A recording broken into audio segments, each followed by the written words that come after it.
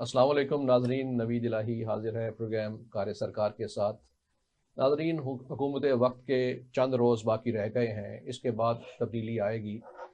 लेकिन इससे पहले बहुत सी तब्दीलियाँ और वाक़यात माशरे में, मुल्क में और हुकूमत में इस अंदाज में आ रहे हैं कि जिनको महसूस किए बगैर नहीं रहा जा सकता।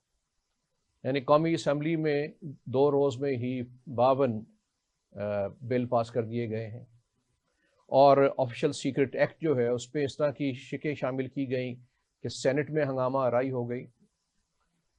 उससे पहले बाजौड़ में और यूरोप में दहशत गर्दी का हौलनाक वाक़यात हुए और ह्यूमन सिक्योरिटी लेवल पे या इंडिविजुअल सिक्योरिटी लेवल पे हम देखते हैं, जिसको हम नज़रअंदाज नहीं कर सकते, कि एक बच्ची 14 साल बच्ची रिजवाना के मुतालिक आया कि उस पर बहुत तशद्दुद किया गया, इल्ज़ाम जो है एक सिविल जज की बेगम पे लगाया गया।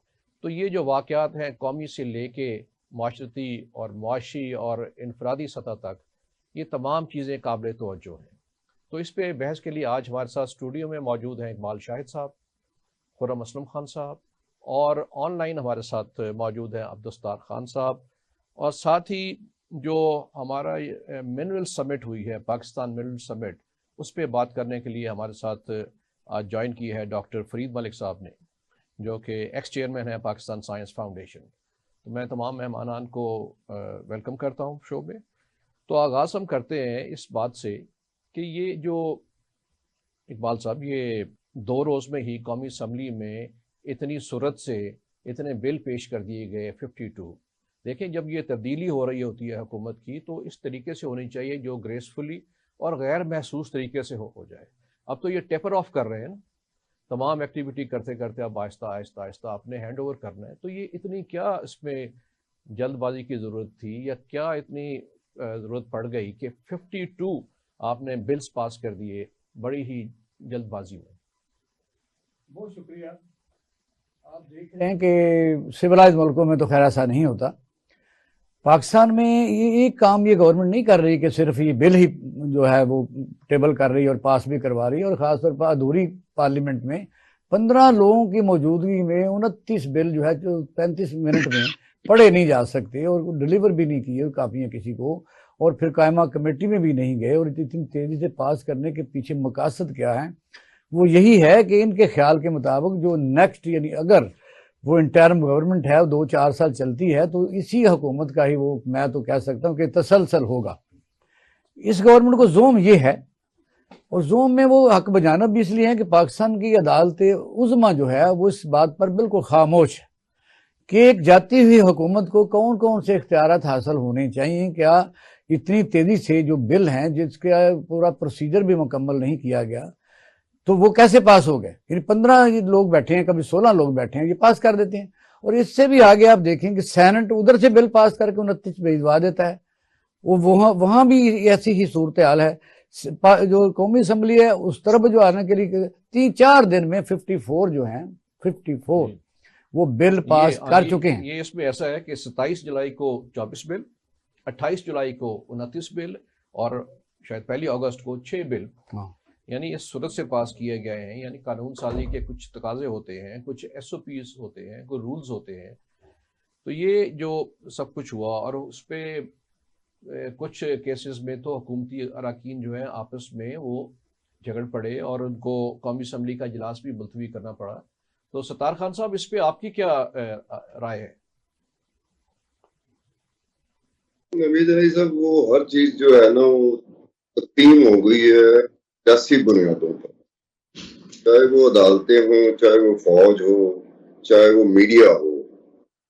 तो इस तरह की तकसीम जो है ना वो बड़ी अजीब व गरीब हो जाती है जब इस तरह के हालात हो जाएं। आपने अपना अपना हीरो बनाना है और अपने अपने हीरो की पूजा करनी शुरू कर देनी है। यहाँ पर अगर कोई अपोजिशन में बैठा हुआ है तो वो भी वैसा ही है, जो हुकूमत में बैठा हुआ है वो भी ऐसा ही है, चाहे अपोजिशन पार्लियामेंट के अंदर है या पार्लियामेंट के बाहर है।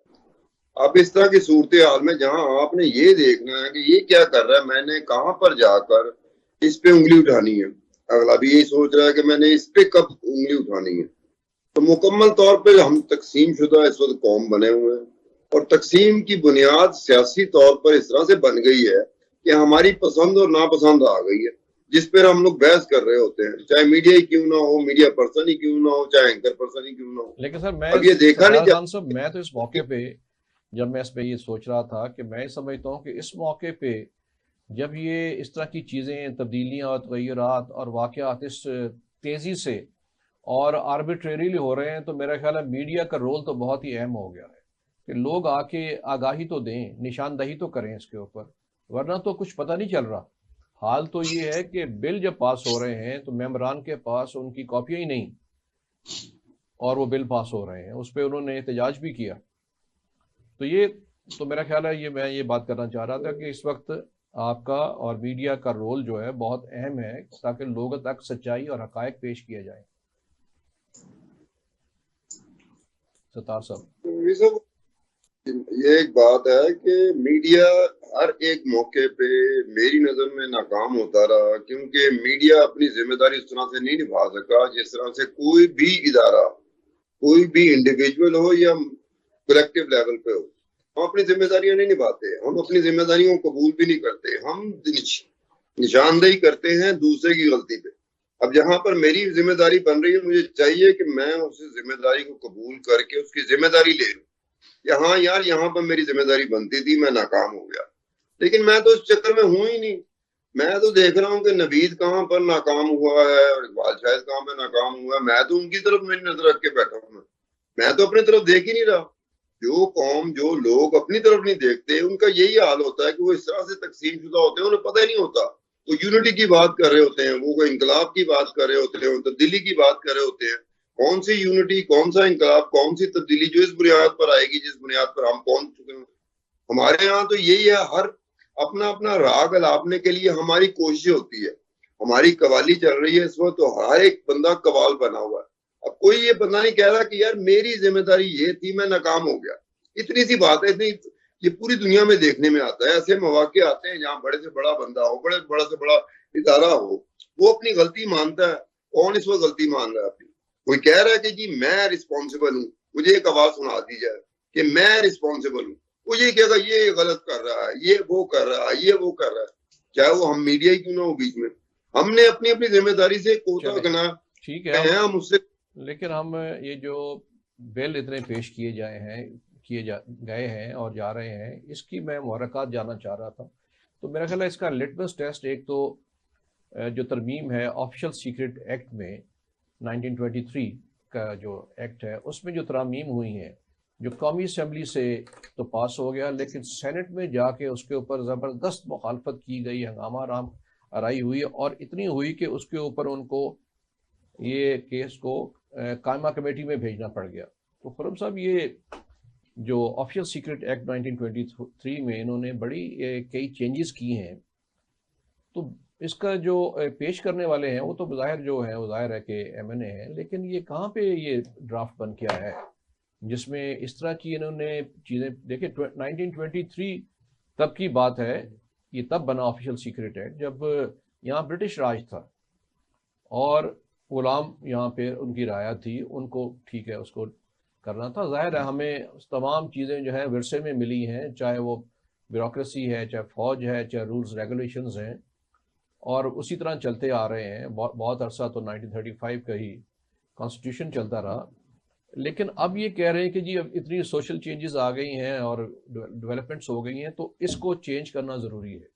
ہاں جی، یہ اس کو 100 سال ہو گئے ہیں، اور 100 سال کے اندر اس میں چینجز لانی تو ضروری ہے کہ وقت کے ساتھ ساتھ اس کو تبدیل تو کیا جانا چاہیے، لیکن اس میں یہ ہے کہ اس کو ڈائلیوٹ کرنا چاہیے، نہ کہ اس کو اور زیادہ اسٹرکٹ اور اسٹرنجنٹ تو بنا دیا گیا ہے. اب اس میں اب یہ بات ہے، ایک طرف ہم پہلے یہ کہتے تھے، اور اس میں میرا خیال ہے سی او ڈی میں بھی یہ ہے کہ انٹیلیجنس ایجنسیز کو سویلین اوور سائٹ میں لے کر آئیں گے، لیکن یہاں تو اس کے بالکل ہی برعکس یہ کر دیا گیا. وہ انٹیلیجنس ایجنسیز کو اختیارات دے دیے گئے ہیں کہ وہ سرچ اور تو اریسٹ بھی کر سکتے ہیں، اور جو تو ایویڈنس جو ہے جو وہ یعنی آئی بی اور آئی ایس آئی دونوں کو یہ دے دیے اختیارات کہ وہ سرچ وداؤٹ وارنٹس کر سکتے ہیں. وارنٹ وہ تو مطلب اور زیادہ نہ اسٹرنجنٹ کر دیے. کہاں پہ وہ بات کہ سویلین نہ سپرمیسی، اور کہاں پہ یہ کہ اس کو مزید اور نہیں، لیکن آئی بی تو سویلین ہی ہے نا. नहीं, वो सिविलियन ना कोई सुपरमेसी का मतलब था कि डायरेक्टली किसी ना मिनिस्ट्री के अंदर हो, ओवर साइट हो। आईबी की ठीक है वो, लेकिन वो तो टेक्निकली तो नहीं, क्या तो ये आईएसआई कॉन्स्टिट्यूशन के किसी आर्टिकल से मुतसादिम है? देखिए ना, फंडामेंटल तो राइट्स है उनसे तो बिल्कुल ये उसके बरखिलाफ ही है, लेकिन अब उसको कौन लेकर तो अदालत में जाएगा, और अदालतों का जो ऑर्डर्स हैं वो कितने अब माने जा रहे हैं, ये भी आपके और अब हमारे तो सामने है। तो आज वो डॉन ने इसमें लिखा है कि ड्राकोनियन है और इससे ज़्यादा नहीं हो सकता। अब इसके बाद अब कुछ कहने की गुंजाइश तो नहीं है। नहीं, वो तो ठीक है, वो तो तबसरा है ना एक, वो ठीक है, हम भी इस पे तबसरा कर रहे हैं। जैसे मैं कह रहा हूँ कि आइन में अगर ये लिखा हुआ है कि आपकी जो प्राइवेसी है वो दैट इज इम्पोर्टेंट, उसको वायलेट नहीं कर सकते, इसलिए सर्च वारंट जो है जब वो है कि ड्यू आप उसको अगर चेंज कर रहे हैं। हाँ, उन्होंने वो एक्ट में तो दे दिया, उनको इख्तियार तो दे दिया, हालांकि आईबी के पास वो इख्तियार नहीं था किसी को तो अरेस्ट करने का या सर्च करने का। अब वो आईबी को वो भी इख्तियारात ये दे दिए गए हैं। इस तरह से आईएसआई के पास वो आर्मी एक्ट के तहत वो उनके पास तो इख्तियारात कुछ थे, लेकिन उनको इसमें और ज़्यादा मज़ीद ये कि बढ़ा दिया गया। तो कहने का मकसद है कि कहाँ पर इसको डाइल्यूट करने की बात होनी चाहिए थी, वक्त के साथ साथ उसके बरखिलाफ इसको और ज़्यादा स्ट्रिंजेंट और सख्त कर दिया। और सबसे बड़ी बात है कि हर जो क्राइम के पीछे तो इंटेंट होती है इन्वॉल्व। यहाँ लिखा है कि अगर अनइंटेंशनली भी, अगर इंटेंशन नहीं भी है तो तब भी वो उसको ही प्रोसिक्यूट ये ना कर सकते। इट्स वेरी स्ट्रेंज कि लॉजिक वो तो समझ नहीं आती कि जूरिस ना प्रूडेंस के बिल्कुल ही ये बरखिलाफ। ठीक है इकबाल साहब, इस पे आप क्या समझते हैं कि ये वक्त की ज़रूरत था, क्योंकि 100 साल हो गए इसको कानून को बने हुए, और अब नए गैजेट्स आ गए, नए सिस्टम आ गए, आर्टिफिशियल इंटेलिजेंस आ गई, नए किस्म के तरीक़ेकार आ गए हैं, तो उसके लिए ज़रूरत नहीं है कि इसको अपडेट किया जाए? नहीं, अपडेट तो कोई नहीं कहता कि नहीं करना चाहिए, करना चाहिए। लेकिन आपने देखा कि पहले कंटोनमेंट कितनी दूर होती थी शहरों से, अब बिल्कुल अर्बनाइज बन गई हैं, यानी आप कह सकते हैं कि शहरों के अंदर हैं। इसको मजीद यानी जिस तरह वो जंग के तरीके भी बदल गए हैं, तो लोग बल्कि इसको ज़्यादा कंफर्टेबल करना चाहिए था, क्योंकि हमारे इंटरेक्शन के सामने गली में तो कंटोनमेंट है। तो वजह यह है कि अगर किसी के साथ को मुखालफत हो तो हम क्या, दूसरा फ्रीक क्या करेगा। इंडिया में बिल्कुल इसके बरक्स, उन्होंने तमाम कंटोनमेंट्स को ओपन कर दिया है और उसका वो स्टेटस ही ख़त्म कर दिया है कि कंटोनमेंट्स का जो पाकिस्तान में एक तरीकाकार है, हम उल्टी सिमत में जा रहे हैं। अब ये कह सकते हैं कि जो अमेंडमेंट आई हैं जिसके मतलब रज़ा रबानी ने कहा कि ये खुदकशी है, तो उसकी मैं मिसाल देता हूँ कि जब वली खान के ऊपर गद्दारी का मुकदमा ये जो पेश या पास कर रहे हैं, इनके लिए सिर्फ सबक के लिए मैं बात कर रहा हूँ, बाकी तो हम सबने बता दिया है कि जिस वक्त वली खान के ऊपर गद्दारी का मुकदमा हैदराबाद में चल रहा था, तो उसने राम जेठ जो मेलानी था, वो इंडिया का सबसे बड़ा लायर था, उसको एंगेज किया। और जुल्फ़िकार भुट्टो साहब ने फौरी तौर पर अमेंडमेंट का मानी कर दी कि कोई भी आदमी पाकिस्तान में उस अदालत में पेश वक्त नहीं हो सकता कि जब तक 2 साल तक प्रैक्टिस ना हो। और वही जब रमज़े क्लार्क को बुलाया गया, जब फांसी की सज़ा होने लगी, और रमज़े क्लार्क वो है जिसने ईरान में जब हेलीकॉप्टर का वाक़या हुआ था तो नेगोशिएशन का भी सरबराह था, इतना अहम बंदा यानी वो था कि उसमें अब उनका अटॉर्नी जनरल था अमेरिका का। तो जब उसे बुलाने की कोशिश की गई नुसरत भुट्टो साहब ने, तो फिर यही कहा गया कि फिर यह कानून तो आपने बनाया हुआ है। तो इसीलिए रज़ा रबानी ने कहा कि ये जो आप बात कर रहे हैं इसमें 2-3 सिर्फ पॉइंट थे कि 5 साल मुलाजमत वाला है और दूसरा, लेकिन ये आप देखें कि फंडामेंटल राइट्स जो हैं, जैसे जूरिस्प्रूडेंस है, बुनियादी कवानीन में 2 तिहाई अक्सरियत के बगैर आप नहीं कर सकते थे। आप तो 15, 16, 29 बंदे बिठा के वो सारी अमेंडमेंट कर रहे हैं। ये गैर कानूनी, गैर आईनी, ड्रैकोलियन है, बात दुरुस्त है, लेकिन आया कहाँ से? आपने देखा कि ये एजेंडे में भी शामिल नहीं था। मजेदारी की बात यह है कि उस दिन के एजेंडे में शामिल नहीं था, और जब एजेंडे में शामिल नहीं था तो फिर हम कह सकते हैं कहीं से आया है? हाँ जी, अच्छा। उस दिन एजेंडे में शामिल नहीं था, कहाँ से आया? इसलिए टेबल कर दिया गया। चेयरमैन सेनेट की बड़ी मेहरबानी थी कि पढ़ना तो किसी ने है नहीं, इन सब MNA और सेनेटर को बुला के अगर आप ही उनसे पूछ लें कि आप तफसीर ना बताएं, सिर्फ बताएं कि जो 54 आपने पास किए हैं इनके टाइटल बता दें तो आप पास हैं। ये पार्लियामेंट जो नालायक पार्लियामेंट है, ये इन पर तो पाबंदी लगनी चाहिए आइंदा इलेक्शन लड़ने पर, जब तक ये बाकायदा कानून ना पढ़े और जब तक बिल उस वक्त तक बनना ही नहीं चाहिए, उस पर कायमा कमेटी की सैर असल गुफ्तगू ना हो। दुनिया सिविलाइज होती जा रही है اور ہم پرانے زمانے کے دور میں جا رہے ہیں. اچھا، اس پہ ہم بات جاری رکھیں گے اور قرآن صاحب اور ستار خان صاحب کے اس پہ ویوز لیں گے. اس سے پہلے میں ڈاکٹر فرید ملک ہمارے ساتھ ہیں جو ایکس چیئرمین ہیں پاکستان سائنس فاؤنڈیشن کے, اور انہوں نے جو پاکستان منرل سمٹ ہوئی ہے اس میں بھی شرکت کی ہے. ان سے ہم جاننا چاہیں گے کہ یہ ایک جو بڑی اچھی ڈیولپمنٹ سمجھتا ہوں کہ پازیٹیو ڈیولپمنٹ ہوئی ہے جس سے بڑی قوم میں ایک امید پیدا ہوئی ہے. ڈاکٹر مصدق ملک نے اس کا انیشیٹو لیتے ہوئے بتایا کہ یہ ڈسٹ ٹو ڈیولپمنٹ ہے, یا آپ سمجھیں کہ ڈسٹ انٹو گولڈ جیسے پرائم منسٹر نے بھی کہا, اور 6 ٹریلین کے ہمارے پاس منرل ڈپازٹس ہیں. تو اس کا مطلب ہے کہ ہمارے پاس فیوچر کے لیے مستحکم ہونے کے لیے بہت چیزیں موجود ہیں. لیکن اس پہ ہم ایکسپرٹ اوپینین لیں گے ڈاکٹر فرید ملک صاحب سے. ڈاکٹر صاحب. جی, میں بالکل ایکسپرٹ اوپینین آپ کو دوں گا, بٹ میں ایک چھوٹا سا کامنٹ کرنا چاہتا ہوں یہ امینڈمنٹس کے اوپر بھی. میرا نقطہ نگاہ یہ ہے کہ یہ تصادم ہے آئین کا اور اسٹیٹ کا, اور یہ ہمیں سمجھنا چاہیے کیونکہ آئین جو ہمارا ہے, ہماری جو اسٹیٹ اپریٹس ہے وہ اس آئین کے تابع ہونے کے لیے تیار نہیں ہے. اور ایک لسٹ آف ضیاء امینڈمنٹس بھی چھپنی چاہیے اور ایک لسٹ آف باجو امینڈمنٹس بھی چھپنی چاہیے جو آج کل ہو رہی ہے باجو امینڈمنٹس. اور پھر جس طرح یہ تصادم میں ہے, کون سی امینڈمنٹس ہیں؟ باجو امینڈمنٹس. باجوہ تو جا چکے ہیں نا اس کی امینڈمنٹ. جی, مگر امینڈمنٹس انہی کے نام سے چل رہی ہے. ضیاء صاحب بھی جا چکے ہیں مگر امینڈمنٹس ابھی تک موجود ہیں ان کی. یہ باجو امینڈمنٹس اینڈ ضیاء امینڈمنٹس کی ایک لسٹ ہونی چاہیے اور پھر اس کو کمپیئر کرنا چاہیے کہ یہ آئین جو ہمارا ہے 73 کا اس سے کس طرح تصادم میں یہ ہے. اور میں بالکل ایگری کر رہا ہوں کہ ہم ریورس ڈائریکشن میں جا رہے ہیں, ریگریس کر رہے ہیں, پروگریس نہیں کر رہے. یہ this is my brief comment. Coming back to جی, نہیں ایریا تو سارے ہے جی, مطلب یہ موسٹ امپورٹنٹ آئین کے تحت اگر آئین چلے گا تو ہم سب چلیں گے, اگر آئین نہیں چلے گا تو کچھ نہیں چلے گا. اچھا جی, اب coming back to the by area of specialisation. دیکھیں 6 ٹریلین کے ایسٹ ضرور ہیں, اس میں کوئی شک نہیں ہے. پاکستان میں بہت منرل پوٹینشیل ہے, مگر ایک جو زمین دوز ایک چیز ہے اس کو ویلیو ایڈ کر کے 6 ٹریلین تک پہنچنے کا ایک بڑا سفر ہے اور ایک بڑا دشوار گزار سفر ہے. اور اس میں کئی ٹیکنیکس اور ٹیکنالوجیز انوالوڈ ہیں اور ان کو سمجھنا, ان کو انڈرسٹینڈ کرنا, ان کو امپلیمنٹ کرنا, وہ ایک پورا پروسیس ہے جس کے لیے آپ کو پروفیشنلز چاہیے, آپ کو ایک فریم ورک چاہیے, ایک روڈ میپ چاہیے جو ایگزسٹ نہیں کرتا.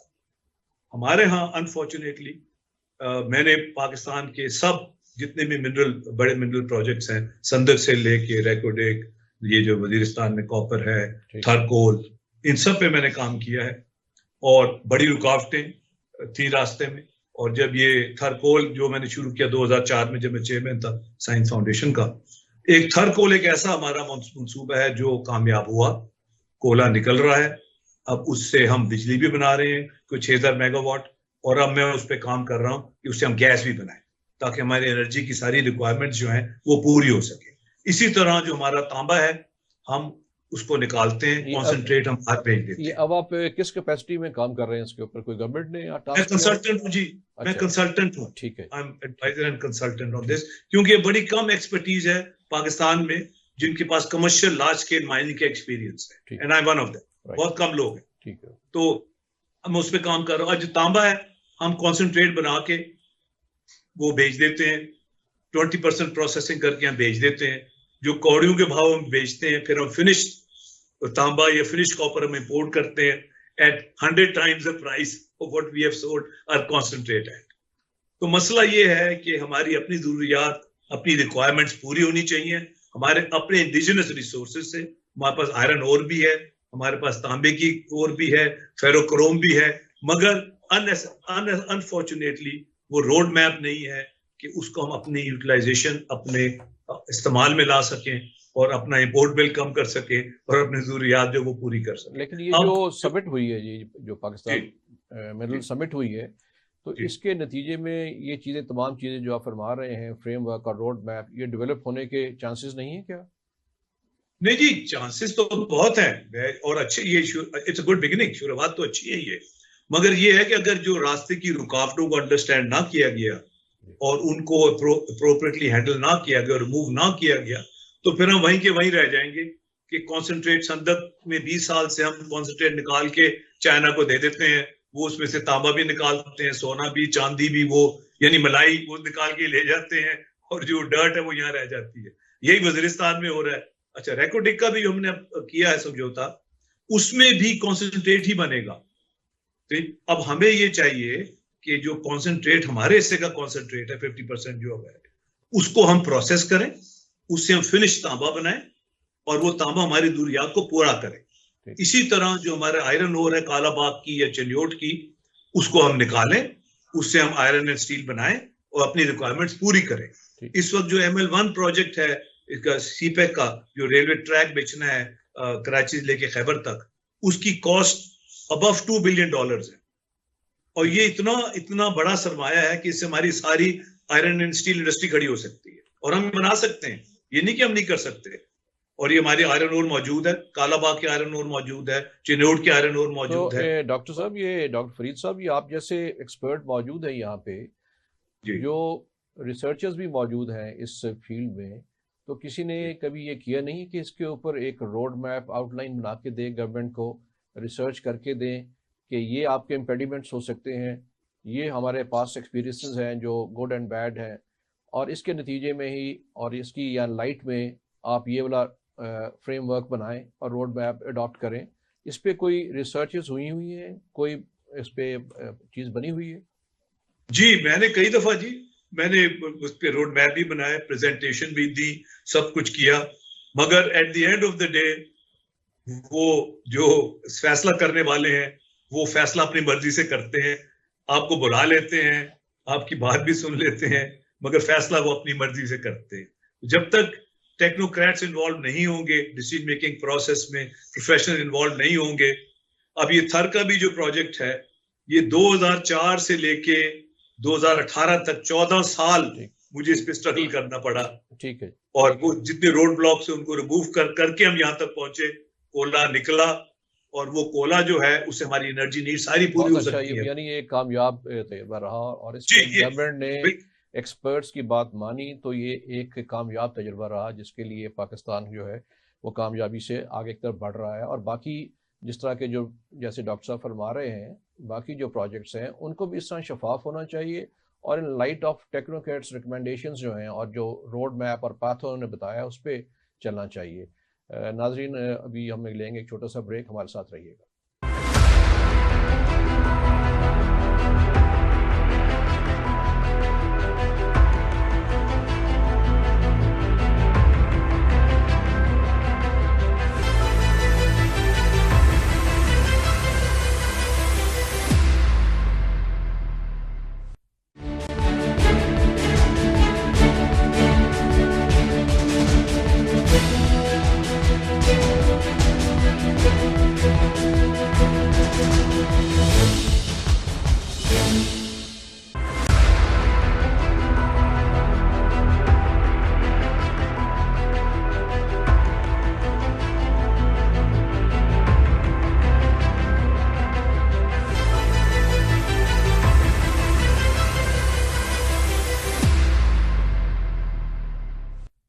ویلکم بیک ناظرین.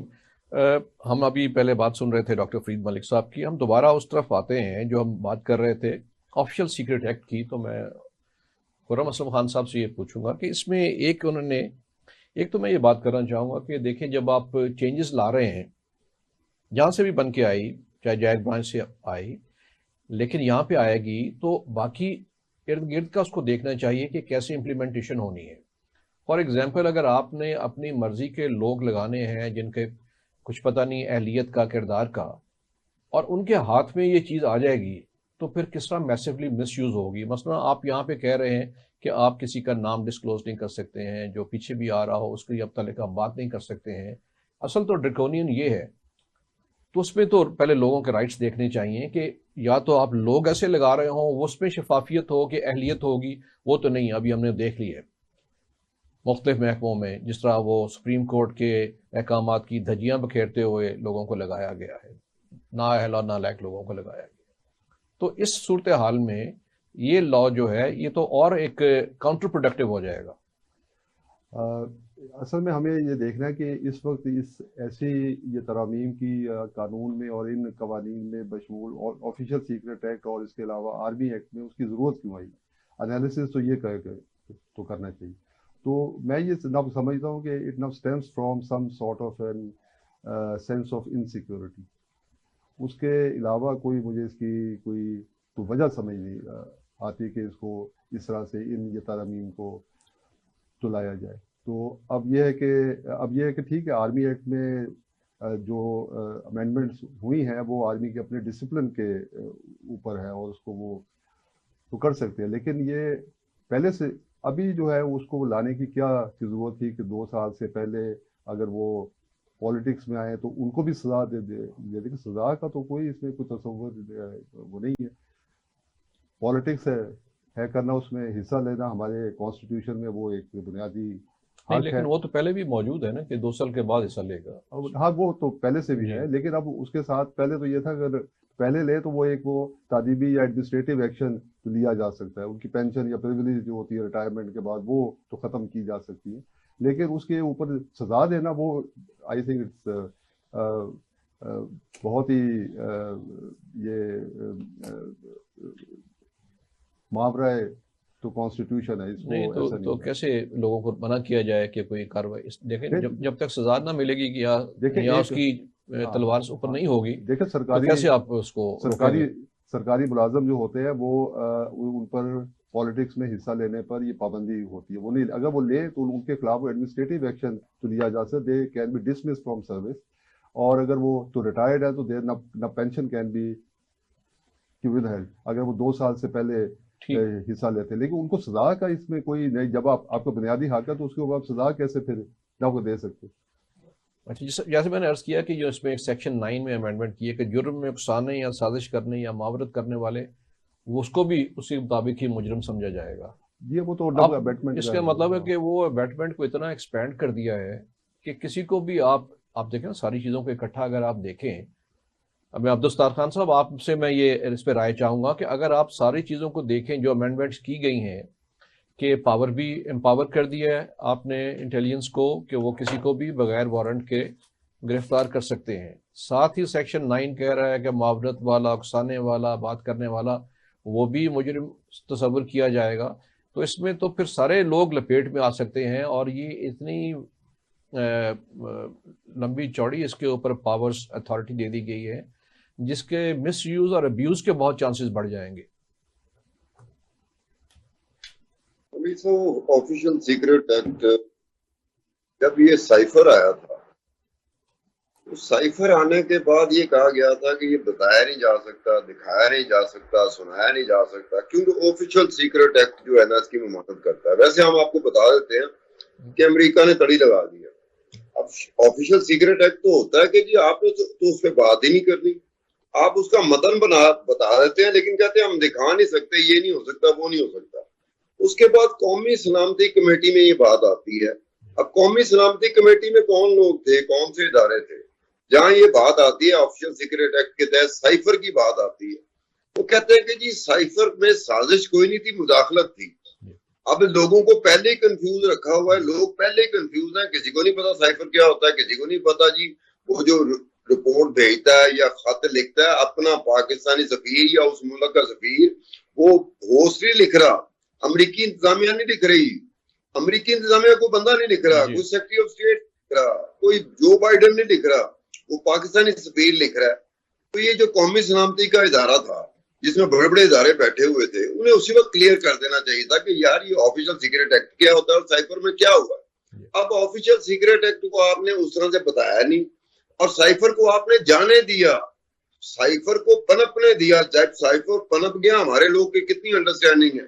اب ڈاکٹر صاحب بتا رہے تھے کہ جی معدنیات کے متعلق آگے بتا دیا جاتا ہے اتنے خرب ڈالر اور اتنے فلانا, بھائی بتایا جائے کہ یہ پروسیس ہے, یہ ایسے نہیں ہے کہ آج کا دن ہے جمعرات کا تو جمعے کو ہمیں معدنیات مل جائیں گی. بھائی یہ پروسیس ہے, پروسیس بڑے لمبے عرصے کے لیے چلتا ہے, کہیں رک جائے تو کئی سالوں کے لیے رک جاتا ہے. یہ نہیں بتایا جاتا, صرف یہ بتایا جاتا ہے آپ کو خوشخبری دی جاتی ہے کہ جناب معدنیات کی دولت ہے. میں نکا سا تھا, میں اسکول میں تھا, تب سے میں سن رہا ہوں کہ پاکستان میں معدنیات کا وہ منبع پڑا ہوا ہے جو شاید دنیا کے کسی خطے میں نہیں ہے, دنیا کے کسی ممالک میں نہیں ہے. آج وہ کون سی معدنیات ہے یار, میں ہمارے کان میں رکھ دیا جاتا ہے جی بلوچستان میں یہ ہے, پنجاب میں یہ ہے, سندھ میں یہ ہے, KPK میں یہ ہے, فلانے ایریا میں یہ ہے. اور بھائی اس پروسیس میں ہم کہاں جائیں گے؟ میں تو اس وقت سے بات سن رہا ہوں جب سعودی عرب میں تیل نہیں نکلا تھا. سعودی عرب میں بات تیل کی نہیں ہوئی تھی, ہمارے ملک میں تو اس سے پہلے بات شروع ہو گئی تھی کہ جی معدنیات سے مالا مال ملک ہے, اور وہ سعودی عرب میں تیل نکلا ہے. سعودی عرب کی غربت ختم ہو گئی, وہ جو خلیجی ریاستیں ہیں ان کی غربت ختم ہو گئی, ان کے ہاں سب کچھ نکل آیا. جن کے ہاں ان سے پہلے شور مچا ہوا تھا ان کے ہاں آج تک یہ کہا جا رہا ہے جی اتنے خرب ڈالر اور اتنے ٹریلین ڈالر. وہ کہنے کا مطلب ہے آپ نے کس طرح اس پروسیس میں گئے کہ نہیں گئے.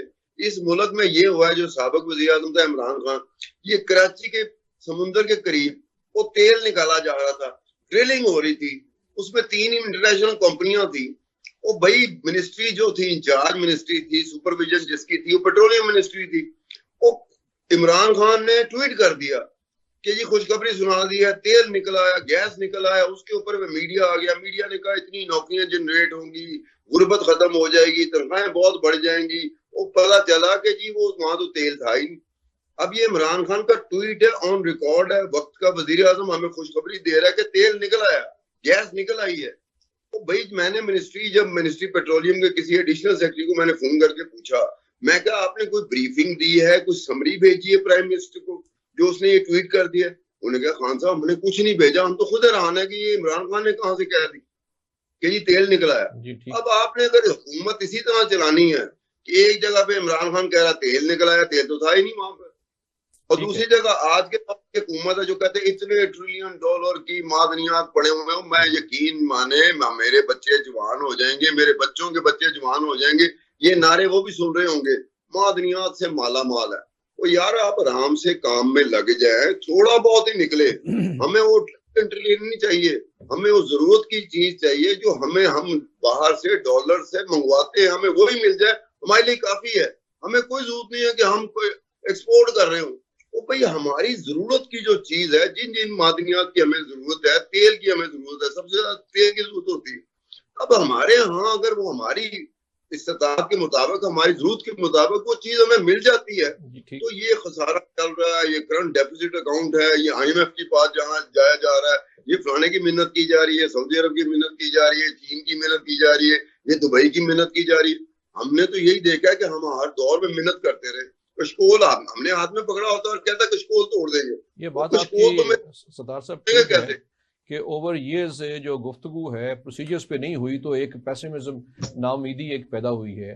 تو میرا خیال ہے یہ ایک اچھا انیشیٹو ہے, اس کا نام بھی انہوں نے ٹھیک کیا ہے, ڈسٹ ٹو ڈیولپمنٹ اور ڈسٹ انٹو گولڈ. بتایا کہ بھائی مٹی میں یہ ہے تو اس کا پروسیس ہوگا, پروسیجر ہوگا. تو بہرحال ایک آغاز تو, شروعات تو ایک اچھی ہوئی ہے. سائفر کے اوپر جو اس پہ جو بات کر رہے تھے ہم آفیشیل سیکرٹ ایکٹ پہ, تو آپ جاننا چاہ رہے تھے کہ کیوں یہ بنایا جا رہا ہے. اس پہ 2 باتوں کی نشاندہی کی ستار خان صاحب نے. جس طرح آپ نے ایک ٹاپ سیکرٹ ڈاکیومنٹ کو اس طرح استعمال کیا جو کہ ایک ٹاپ سیکرٹ چیز تھی اور ایک راز تھا, کہ جس سے نہ صرف کہ ود ان کنٹری ایک سیاسی انتشار پیدا ہو گیا, 2 ممالک کے درمیان بھی اس کو ایک تنازع کا باعث بن گیا. ایک تو یہ, پھر اس کے بعد 9 مئی کے جو واقعات ہوئے ان کے اوپر. لیکن میں اس میں یہ بات کرنا چاہوں گا, یہ جو پاور دی ہے, اتھارٹی دی ہے انٹیلیجنس ایجنسیز کو, یہ سارے کام وہ پہلے کر رہی تھیں. اب ان کو آپ نے ایک لیگل کور دے دیا ہے, تو یہ بہتر نہیں ہو گیا کہ آپ کے رائٹس جو ہیں, یعنی آپ گم نہیں ہوں گے, کوئی آپ کو ان لافلی ان آفیشلی نہیں پکڑ کے لے جائے گا, ہر چیز ڈاکیومنٹڈ ہوگی. جو ایک بہت بڑا ایشو تھا مسنگ پرسنز, اور یہاں پہ بھی کئی قسم کے الزامات لگائے جاتے ہیں اور واقعات ہوتے بھی ہیں, تو ان سے بچت ہو جائے گی. آپ کو ایک لیگل کور مل گیا ہے. ظاہر ہے کہ آپ کو ایویڈنس ایکٹ میں, CRPC میں اس کے مطابق ہی چینجز کرنی ہوں گی, اور آپ کو تمام چیزیں حاصل ہوں گی جو آپ کے رائٹس ہیں. تو اس لحاظ سے تو بہتر نہیں ہو گیا یہ. جی, اس میں یہ ہے کہ جو ایویڈنس ہے جو انٹیلیجنس ایجنسیز یہ کلیکٹ کریں گی وہ ایڈمیسیبل ہوگی. یعنی برڈن آف جو پروف آف جو انوسینس ہے وہ ایکیوز پر ہے, وہ پروسیکیوشن پر نہیں. یہ اس کی سب سے بڑی ڈائیکوٹمی ہے. وہ ایک دوسرا ایشو ہے، میں اس پہ پہلے بات کر رہا ہوں یہ کہ وہی ہے، جو آپ آربیٹریری جو کر رہے تھے whimsically without any legal authority, وہ تو ختم ہو گیا نا. تب آپ کو یہ کرنا پڑتا تھا. آپ اس ادارے کو آپ دیکھیں کہ کیونکہ اتنے دہائیاں کام کیا ہے، یہ سارے کام ہوتے ہیں اور ساری دنیا میں ہوتے ہیں یہ، اور لیکن اسپیسیفک ایریاز میں ایک ڈسکریشن کے ساتھ. دیکھیں ایتھکس آف انٹیلیجنس یہی ہے کہ آپ نے جو کام کر رہے ہیں وہ اس کے پیچھے کاز ایک مورل کاز ہونی چاہیے، ایک امپورٹنٹ کاز ہونی چاہیے، نیشنل کاز ہونی چاہیے، تاکہ آپ اس طرح کا کام کر سکیں. تو پھر وہ آپ کی اپنی ڈسکریشن پہ رہ جاتا تھا.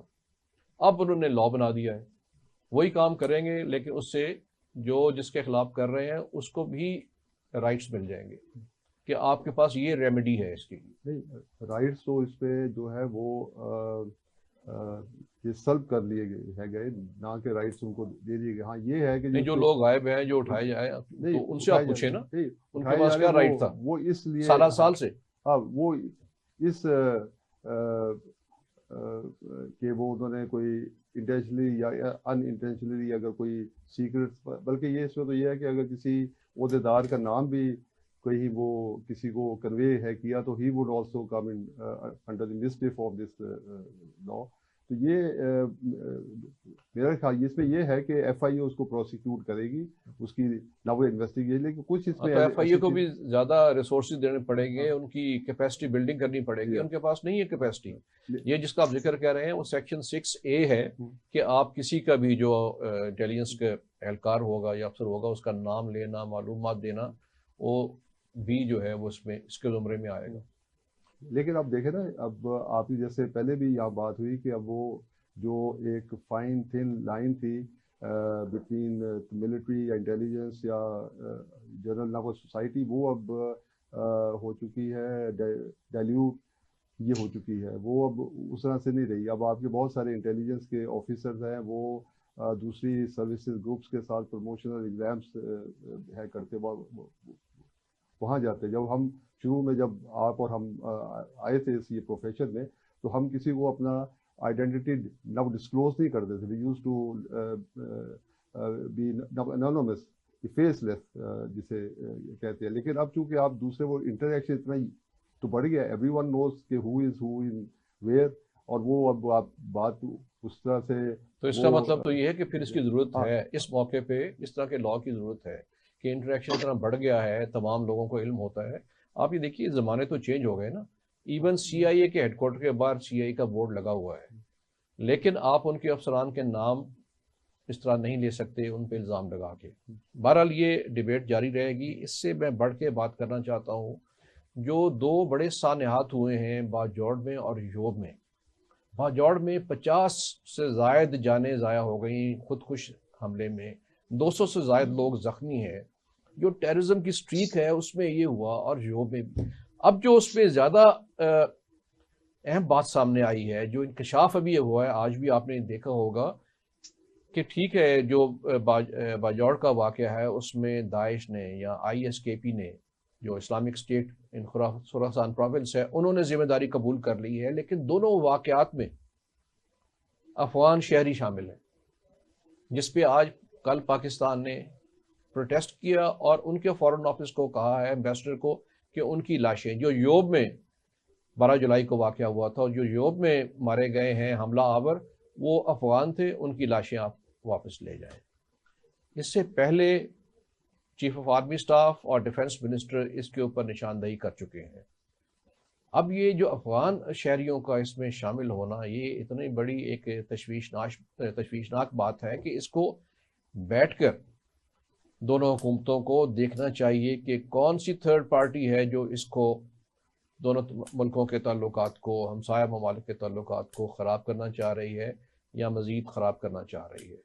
تو اس پہ آپ یہ دیکھیے کہ خاص طور پہ یہ جو 12 جولائی کے بعد، تو اقبال صاحب چیف نے اور ڈیفنس منسٹر نے 12 جولائی کے بعد ہی، کیونکہ فوری پتہ چل گیا کہ افغان شہری ہیں، تو انہوں نے متنبع کیا اس کو افغان گورنمنٹ کو اس پہ اوپر. تو پہلے شاید کوئی 1-2 واقعات ہوتے رہتے ہوں، لیکن اتنے شد و مد سے اور اتنی اوپنلی بات نہیں کی گئی. اور ان کی طرف سے بھی جواب جو آیا ایک وہ ذبیح اللہ مجاہد کا کہ نہیں وہ ہم نہیں ہیں. تو اب تو لاشیں پیش کر رہے ہیں واپس آپ. تو اس پہ اب ان کا افغان حکومت کا کیا رد عمل ہونا چاہیے اور ہمارا کیا اس پہ مزید آگے کارروائی ہم نے کرنی چاہیے؟ نبی صاحب اس پر بات کر لیتے ہیں، لیکن دوسرے ملکوں کی ہم پرائرٹی رہے نہیں. انڈیا نے بھی کہہ دیا کہ آئیے ان کو اپنے حال پر جینے دو، ان کی پرائرٹی ملک کی سرحدوں کی حفاظت ہے ہی نہیں، نہ دہشت گردی کا خاتمہ ہے.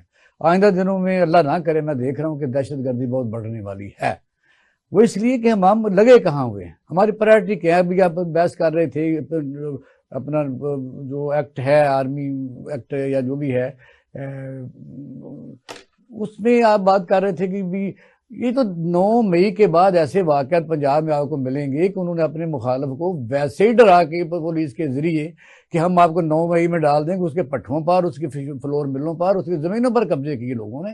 یہ نچلی سطح تک جو لوگ مینج کرتے ہیں اس کی میں بات کر رہا ہوں.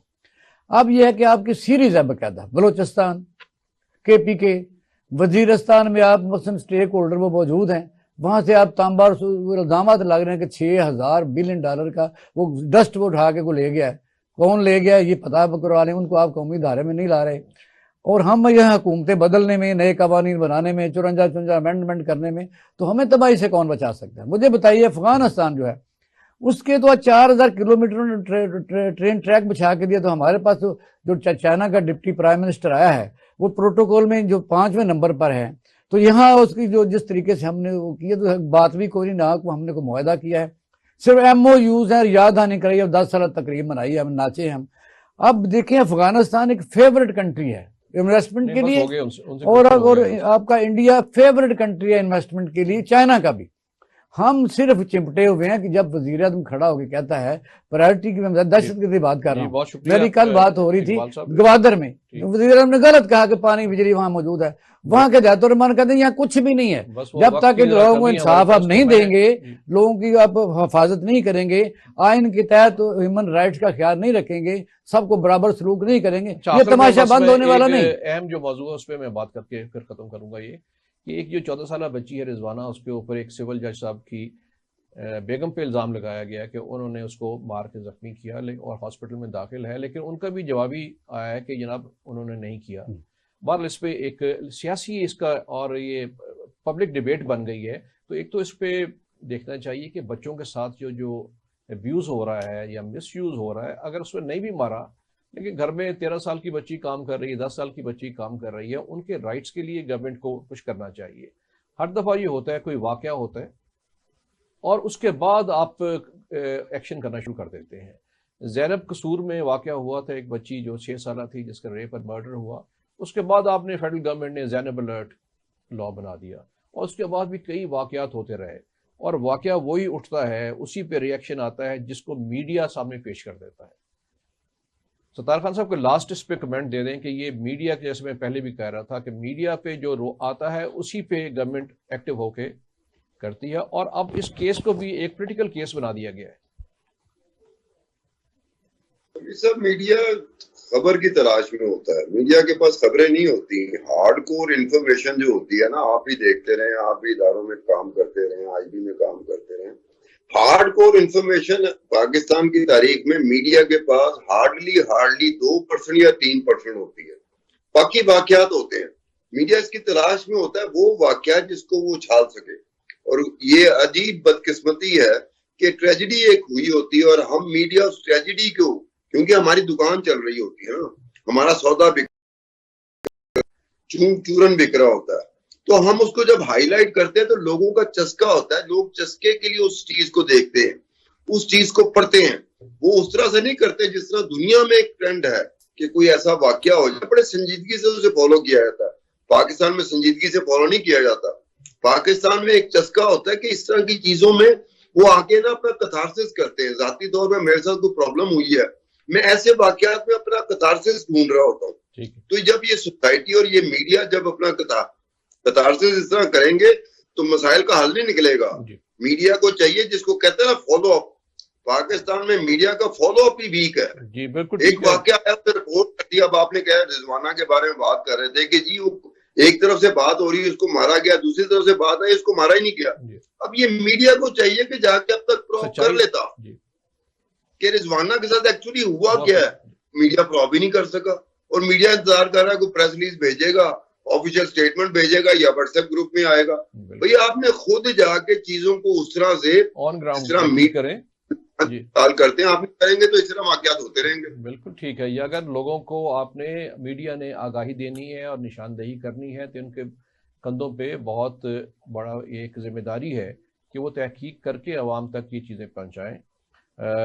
آج کے پروگرام کا وقت ختم ہو رہا ہے. میں مہمانوں کا بہت شکریہ ادا کرتا ہوں. اگلے ہفتے انشاءاللہ پھر حاضر ہوں گے. خدا حافظ.